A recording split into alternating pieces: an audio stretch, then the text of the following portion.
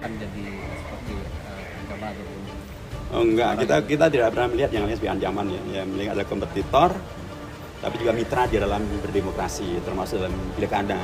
Jadi kalau Mas Kaisang memang berani ke Depok, ya silakan saja. Itu hak beliau dan ada partai yang mengusung juga adalah hak mereka. PKS tentu siap menyambut dalam arti berkompetisi. Jokowi menempatkan diri sebagai raja. Kaisang calonkan diri wali kota Depok. Dinasti politik Jokowi terus berlanjut. KKN hari ini lebih ganas dari zaman Orba. Ya, saya kan tukang nyelidiki KKN-nya zaman Soeharto sama Faisal. Hari ini lebih ganas, lebih vulgar. Tommy itu bisnis setelah Soeharto kuasa 15 tahun. Hari ini anaknya Jokowi 7 tahun kuasa, punya 60 perusahaan, investasi ratusan miliar. Money laundering lewat siapa? Yang di TV yang beken itu. Ya, ini nih lebih ganas. Pak Harto tidak hanya bisnis doang anak-anaknya, nggak bikin dinasti politik. Ini bikin dinasti politik pula.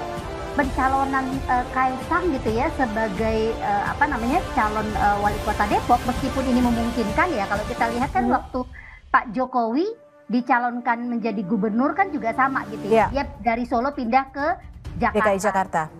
Nah, tetapi saya melihat ini sebenarnya sinyal buruk gitu ya untuk demokratisasi kita gitu. Karena ini lagi-lagi melanggengkan sebenarnya praktik politik dinastik gitu ya, yang kita lihat di 2020 kemarin itu mulai menguat gitu ya, dan sekarang kemungkinan akan berulang lagi di 2024.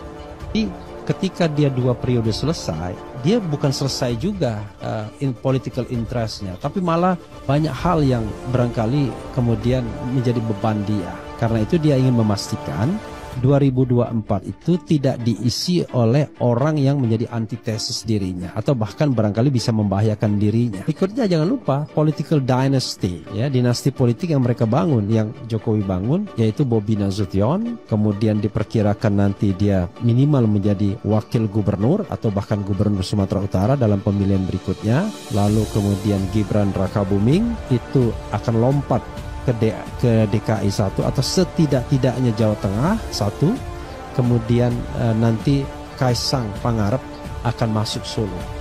Jadi dinasti politik itu memang sengaja dibangun, dan karena itulah Jokowi tetap membutuhkan dukungan-dukungan arah politik yang bisa dia kendalikan. Nah, ini sebuah analisis yang masuk akal ya.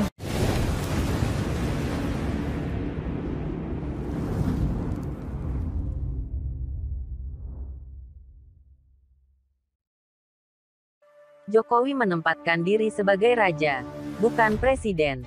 Dikutip dari demokrasi.id, pemerhati kebijakan publik, aktivis pergerakan 77-78,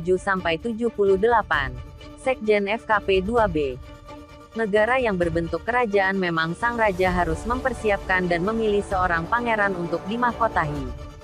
Pengganti dirinya meneruskan kekuasaan sang raja, demi negara kerajaan. Tetapi Indonesia bukanlah kerajaan. Indonesia adalah negara demokrasi berbentuk republik. Mungkin Jokowi lupa atau tidak tahu atau wawasan kenegaraannya kurang. Republik Indonesia adalah negara demokrasi yang mempunyai konstitusi. Jauh berbeda daulat rakyat, bukan daulat raja.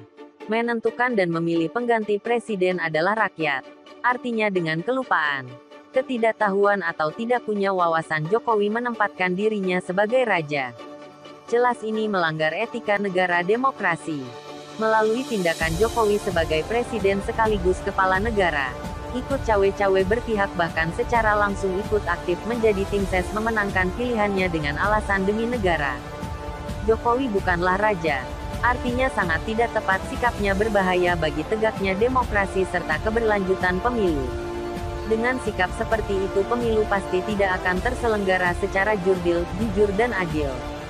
Tanpa Jokowi cawe-cawe saja, kecurangan pemilu tetap ada.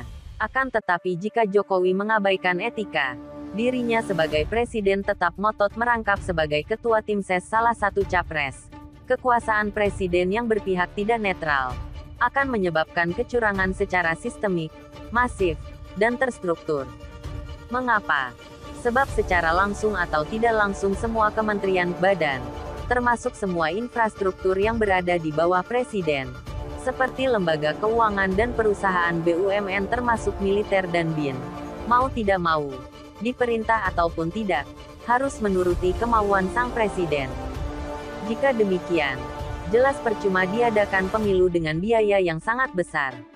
Penyelenggara pemilu KPU dibiaya lebih Rp70 triliun. Pengawas pemilu Bawaslu Rp30 triliun dan pengamanan pemilu Polri Rp20 triliun.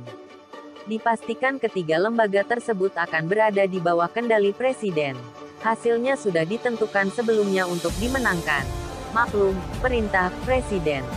Sebenarnya tidak perlu adanya Pilpres 2024 dengan mengorbankan semua energi dan tenaga serta keuangan negara. Apa yang dipertontonkan Jokowi bukanlah sebagai seorang negarawan. Dia menempatkan dirinya sebagai raja, dengan mengabaikan kedaulatan rakyat. Jika presiden secara sadar melanggar etika negara demokrasi menempatkan diri sebagai raja, bukan lagi sebagai presiden dan kepala negara yang dipilih rakyat serta memaksakan keinginannya untuk menempatkan putra mahkota pengganti dirinya, maka hilanglah kedaulatan rakyat. Mau tidak mau rakyat dalam negara republik yang berdasarkan konstitusi, bukan kerajaan, harus merebut kedaulatannya. Memakzulkan presiden dijamin oleh konstitusi agar mimpi presiden menjadi sang raja segera tersadar bahwa dia bukanlah raja dan bukan siapa-siapa. Dia hanyalah rakyat yang sebelumnya dipilih menjadi presiden, serta dibatasi waktunya. Lalu pilihannya karena rakyat yang memilih dan rakyat juga yang berhak menjatuhkan presiden melalui UU Pemakzulan, maka rakyat berhak memakzulkannya. Ada juga ahli tata negara yang berpendapat revolusi juga dijamin oleh konstitusi. Rakyat tinggal memilih dengan tepat dan cepat.